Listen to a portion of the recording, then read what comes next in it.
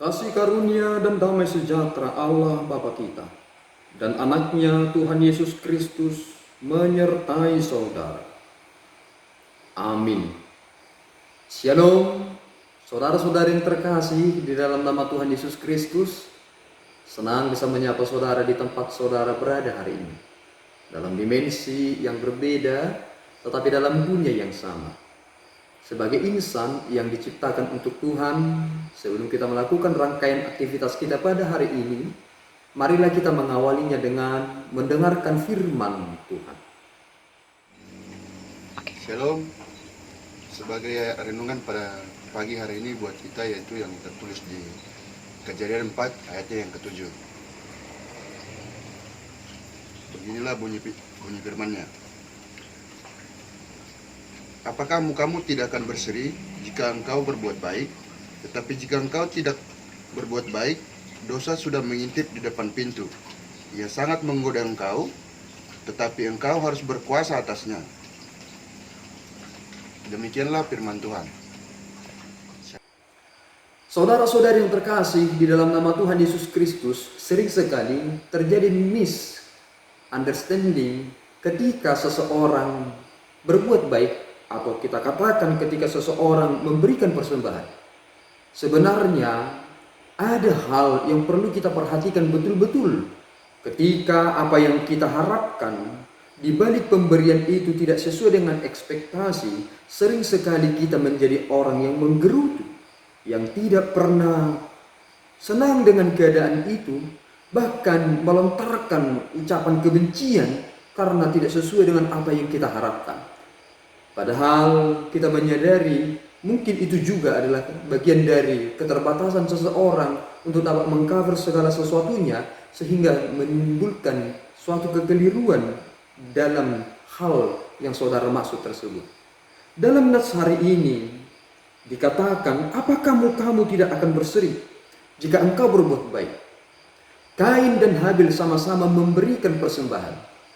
Tetapi dalam pemberian itu ada sesuatu hal yang perlu kita perhatikan dengan begitu detail, yakni tentang kualitas pemberian. Memang pemberian dari Habil diterima oleh Tuhan, sedangkan apa yang dipersembahkan oleh Kain tidak diterima. Tetapi bukan berarti ketika kita memberikan sesuatu ucapan syukur kepada Tuhan dan ternyata tidak sesuai dengan apa yang kita pikirkan, maka kita memiliki konsep yang semena-mena dengan apa yang harus kita lakukan. Akibatnya, ketika Kain dalam pemberiannya tidak sesuai dengan apa yang dia harus terima dalam realita, membuat dirinya tidak mampu memiliki wajah yang berseri. Meskipun apa yang dilakukannya baik, tetapi karena hasil yang diterima tidak baik, membuat wajahnya tidak berseri. Dan akibatnya, saudara tahu sendiri, inilah salah satu kekejian yang dicatat dalam Alkitab, di mana saudaranya tega membunuh saudaranya sendiri. Saudaraku, mengapa kita harus berbuat baik? Karena ternyata di balik perbuatan baik itu, kita sedang menutup pintu kemungkinan si iblis dapat mempropaganda yang terjadi dalam hidup ini. Jika seandainya kita tidak memikirkan hal-hal yang baik, maka kemungkinan besar akan membuka keran bagi si iblis itu untuk masuk. Akibatnya ketika si iblis dapat mengintervensi, sama seperti Kain, maka dia berinisiatif untuk mengakhiri hidup adiknya dan membunuhnya. Dan segala sesuatu itu menjadi timpang tindih dan tidak pernah sesuai dengan apa yang dimaksudkan Tuhan. Kain membunuh adiknya Habil hanya karena persembahannya tidak diterima oleh Tuhan. Saudaraku, perlu sekali hati-hati dalam hidup ini. Jangan-jangan kita juga sama seperti Kain. Ketika kita memberi, sebenarnya wajah kita tidak berseri.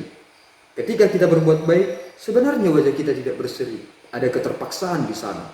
Memberi kepada Tuhan bukanlah keterpaksaan, tetapi memberi kepada Tuhan adalah ucapan syukur yang sedalam-dalamnya. Sehingga bagaimanapun bentuknya itu adalah ucapan syukur yang sungguh-sungguh kepada Tuhan. Jangan pernah menjadi orang yang memiliki tujuan yang sia-sia. Mari menjadi orang yang baik dan tidak memberi peluang kepada si iblis itu untuk dapat mengintervensi kehidupan kita. Saudaraku yang terkasih, hati-hati, dosa itu sudah mengintip di depan pintu. Dia sedang menggoda kita. Tetapi firman Tuhan berkata, engkau harus berkuasa atasnya. Bagaimana kita dapat berkuasa atasnya? Jika saudara tidak menjadi orang yang baik, bagaimana kita bisa berkuasa atasnya? Karena orang yang baik sekalipun terus pontang-panting menghadapi realita kehidupan yang carut-marut, apalagi orang yang tidak memiliki niat baik yang sungguh-sungguh dalam hatinya.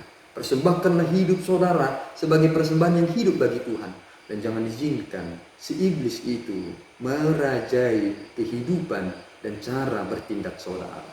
Amin. Kita berdoa. Ya Allah Tuhan kami bersyukur atas anugerah-Mu yang memelihara hidup kami. Tuhan, ajari kami supaya terus berbuat baik, sehingga tidak memberikan peluang bagi si iblis untuk menggerogoti kehidupan kami.